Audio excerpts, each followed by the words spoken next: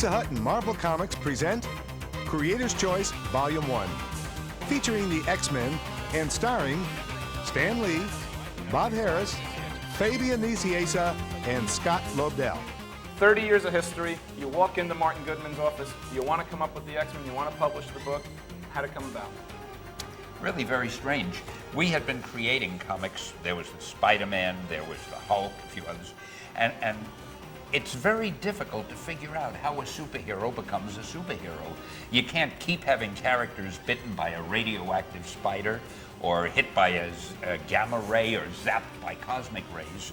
Then it occurred to me there are such things as mutants. Well, if you could say, and we have, I think, 3 of them right here.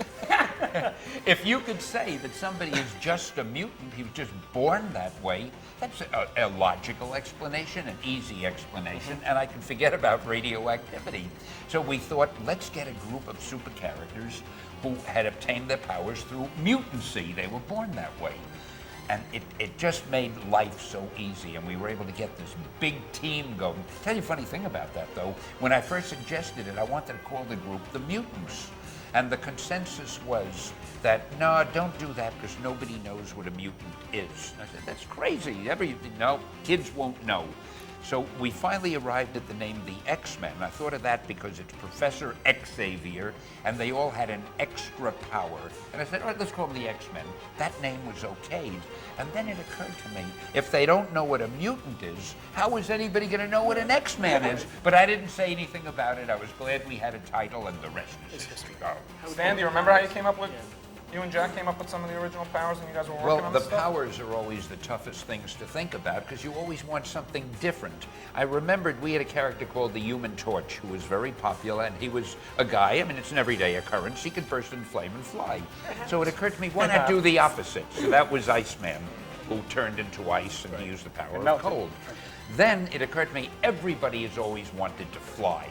Well, in comics, superheroes usually, like Superman, he just flies. You don't quite know what propels him. I never figured that out. But I thought, wouldn't it be fun to have a reason for it? So then we did the Angel, who is now the Archangel. Right. And he just had I loved the way his wings wrapped around him, and he would then wear a suit over them, and nobody knew that he was the Angel. But anyway, he was able to fly. Then it occurred to me that somebody using the power of his eyes would be fun. And of course, we try to make all of our super characters vulnerable or a little tragic in some way. So he was really cursed with this because he had to wear these dark glasses. And if ever he didn't wear, I'm sorry. I'm safe. I've been meaning to do this. So even though it was a blessing, it was a curse. And who were the others? Marvel Girl, that was pretty obvious. She'd use mental powers. And Beast. And the Beast I loved very much because I wanted to go against type with him. He looked like a real bestial guy. So I tried to make him the most articulate and the most erudite of all of them, you know. And I think one thing we've always tried to do at Marvel is go a little bit against type. Having a woman on the team to begin with was different. was different. Change, but now the X-Men can have, you know, entire groups of women, and there's hardly a man to be seen for an issue or two, and people like it because they like the characters. Like That's the diversity of the right. characters. The thing that I found fascinating watching the pilot the very first time at home on a Saturday was there was a scene where they had like 4 of the X-women and 2 X-Men characters, and I was thinking, I think it's very fascinating that kids all over America are watching a show that comes out so strongly on the strengths of women as superheroes and stuff. You know, people are willing to accept really strong women characters. Well, the popularity of the female characters. Rogue and too, Storm and Jean Grey are 3 of the most popular characters on the team. The X-Men are still one of the only groups that have youngsters, oldsters, girls, boys, men, women, of all colors, all sexes, and I think it just works.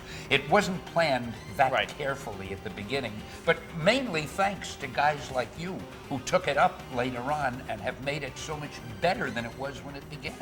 And I want to take this opportunity publicly to thank you, and I'll never say it again, so keep this But keep the tape. Well, I'll make your kids at home listen to this. He's thanking us. Right.